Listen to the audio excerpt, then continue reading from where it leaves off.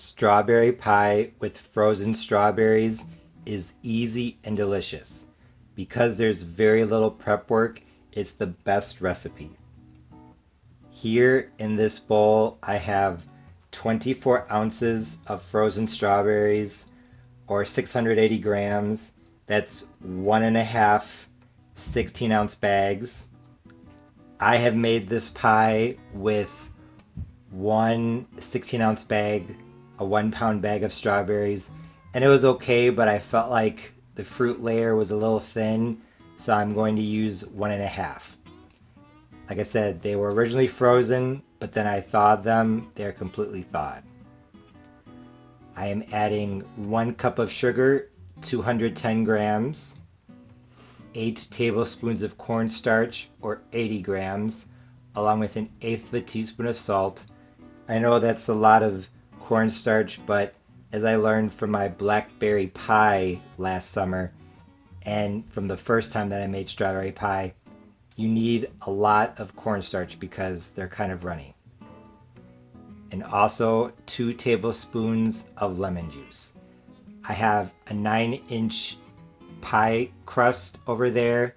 It's homemade, but feel free to use store-bought. I put it into the pie dish. I pricked it with a fork, and then I par-baked it at 350 for 5 minutes, just to make sure that the bottom is not soggy. Like I said, because I'm making strawberry pie with frozen strawberries, there's very little prep work. It's really easy. All I'm going to do is mix my filling ingredients together like this.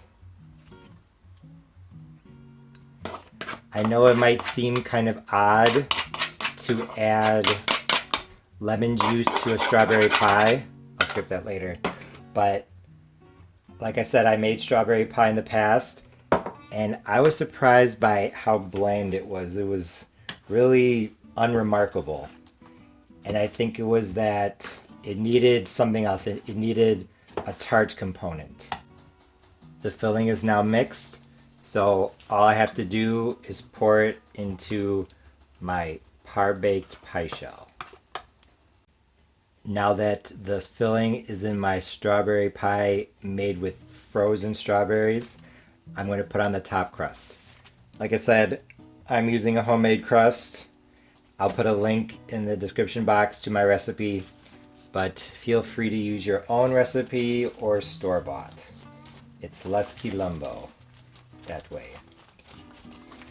Roll your pie crust out, or if you're using a store-bought, peel off one of the layers of plastic or wax paper, however it's packaged.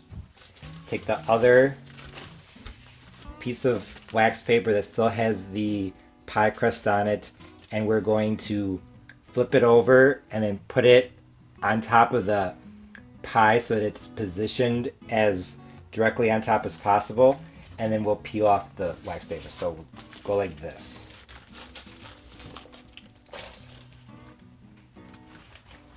And make sure it's positioned where you want it, about the center there. Maybe pull it this way a tad. Now once you peel this off, it's going to be very difficult to move, so make sure it's where you want it. You want to make sure there's a little bit hanging over on the sides so you can clean it up a bit and seal the edges. So, very nice. Now take a small knife, and wherever the crust is hanging over the edge, just take it around like that and clean it up. I just finished trimming the excess dough from around the edges. So now I'm going to put that off to the side, and I'm going to seal the edges.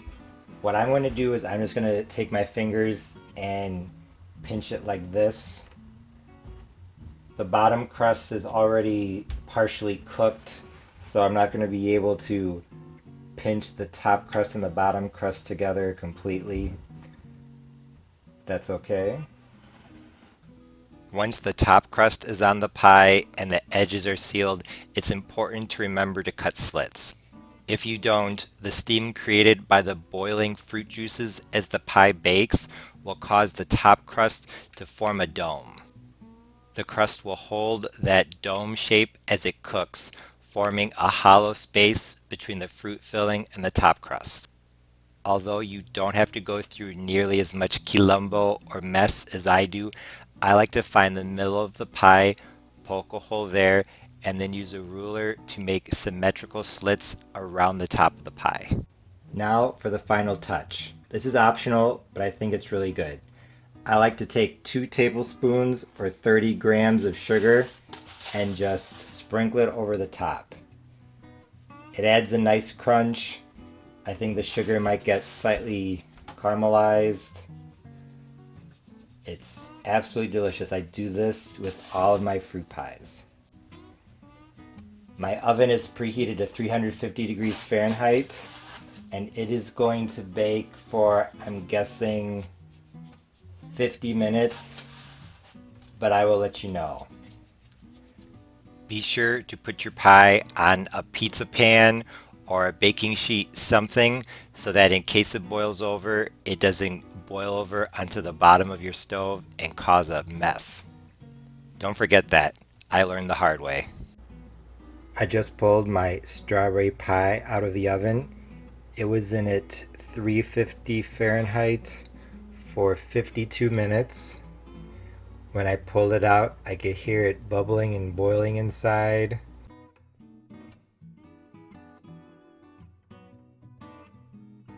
This strawberry pie with frozen strawberries was absolutely incredible. This pie was the first southern pie that I made in the year 2020, so it was very special. Honestly, in my opinion, this pie was perfect in more than one way. Aesthetically, it was uniform and symmetrical. It was also perfectly golden brown. The filling was gelled perfectly. Most strawberry pies are fairly runny. That's why a lot of them have a lattice top instead of a double crust. So the fact that my strawberry pie with frozen strawberries was perfectly gelled and not runny at all honestly makes me feel really proud of myself. In addition to the filling not being runny at all, I was really pleased with the color of the filling.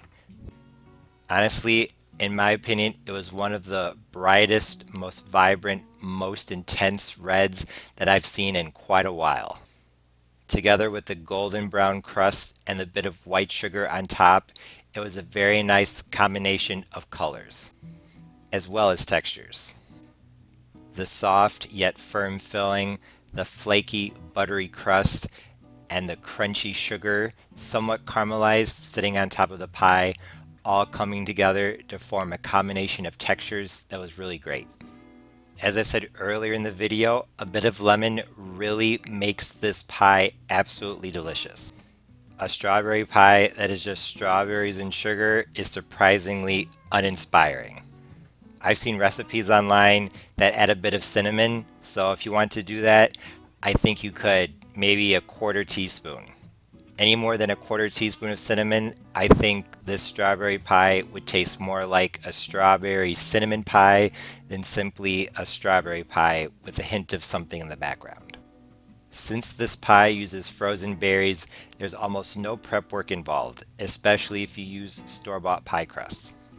So, if you like strawberries and you like pie, but you've never made a pie before, definitely give this one a try. Not only is it easy and delicious, it's also very beautiful.